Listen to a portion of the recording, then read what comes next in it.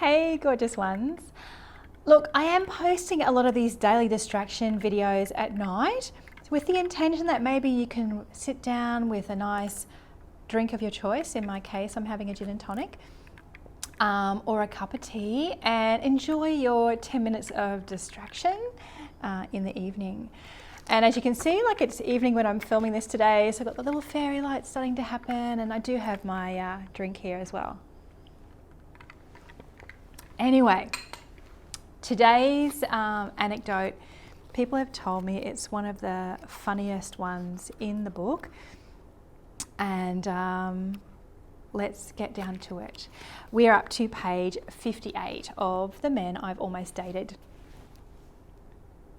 Now, if you remember from the last video, and if you haven't gone and listened to or watched that yet, please go back.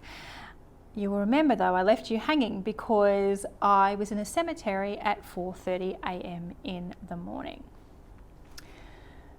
My dawn shenanigans were part of a bird rescue mission I'd begun about 11 hours earlier.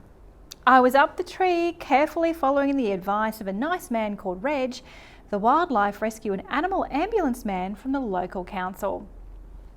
I'd found a baby bird on the footpath as I walked home the day before. It was clearly too young to be on its own, and I couldn't leave it to its fate.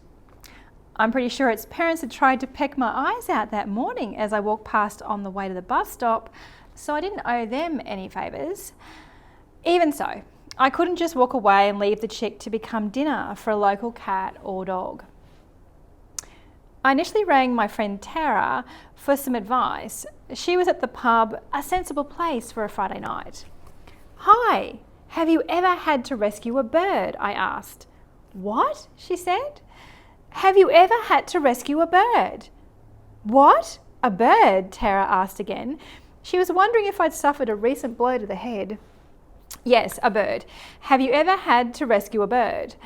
What are you talking about?" I explained my predicament, but Tara couldn't offer a solution. "I don't know, Lucretia. Maybe you just need to let nature take its course?" She was in a pub 8 kilometres away, and I was standing beside a cemetery just before nightfall. There wasn't much she could do. I said my goodbyes and stood there staring at the bird for another minute or two before I turned and walked home. But I couldn't forget about it. 20 minutes later in the dark, I was back at the cemetery armed with a shoebox and a mission. I was going to rescue that bird and return it at dawn. Over the previous 4 years, I'd walked the few blocks from my home to the cemetery for the Anzac Day dawn service and had always been struck by the calmness of the graveyard. There was no fear, no ghosts, just peace. Unfortunately, I didn't feel quite so brave standing beside the cemetery fence by myself in the dark at 4:30 a.m. But I was committed to my task, and as the birds began twittering around me, I knew I had limited time before the chick's parents awoke properly and went into attack mode. The chick had spent the night in my laundry, safely locked away from Superpuss, my cat, who clearly wanted a close look at my temporary resident, and now chirped occasionally inside the shoebox on my front seat. The chick, not the cat, in case you were wondering. I flung myself over the 5-foot cemetery fence, landed on my back, stood up, brushed myself off, and opened my blue golf umbrella for protection against the chick's parents. I then collected my ice cream bucket filled with shredded newspaper with strings attached based on the advice of Rong, the wildlife rescue man I'd spoken to at the council the night before, and I climbed the tree. Have you ever tried to tie an ice cream container to a branch while balancing in the fork of a tree and hugging an IKEA umbrella in the crook of your neck? Let's just say it wasn't very relaxing. The strings kept sliding down the branch as I kept a wary eye on the parents. They were watching me closely but were either too sleepy to attack or simply trying to work out what the heck I was doing. Most people were still in bed at dawn that Saturday, but a passing cyclist got a fright, developed the wobbles and nearly rode into the gutter when he spotted me. I guess it was pretty strange to see a woman up a tree, golf umbrella held aloft in a cemetery at dawn. Another man jogged by shortly afterwards, but he determinedly pretended I wasn't there.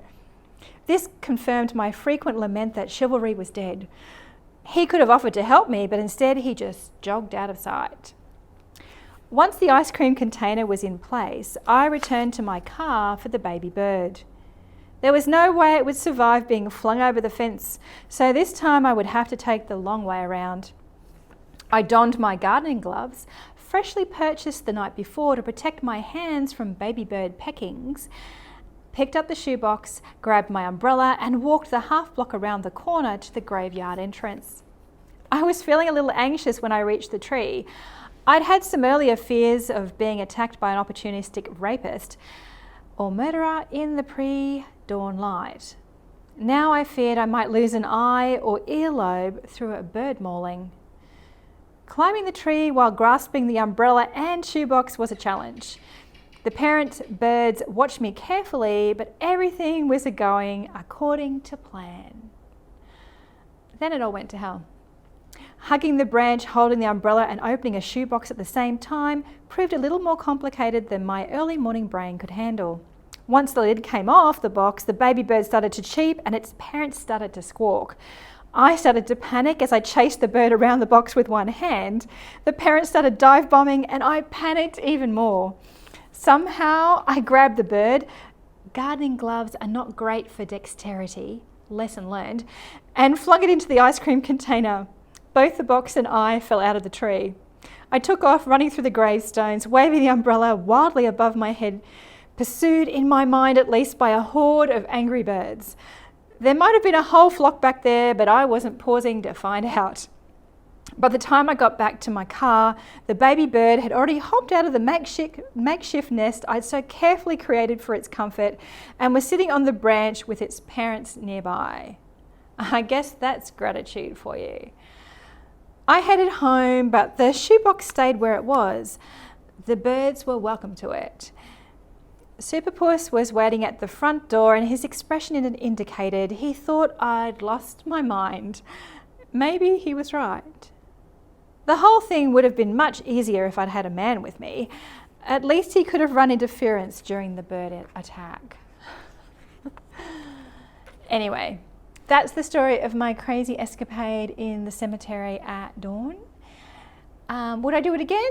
Yeah, I probably would. I'm a bit of a soft touch when it comes to animals, and but yeah, it was kind of nuts. I would actually love to know what those two men thought of me, the cyclist and the jogger.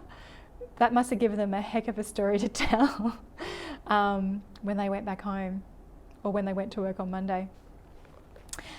Anyway, I hope today I've managed to distract you a little bit from what's going on in the world.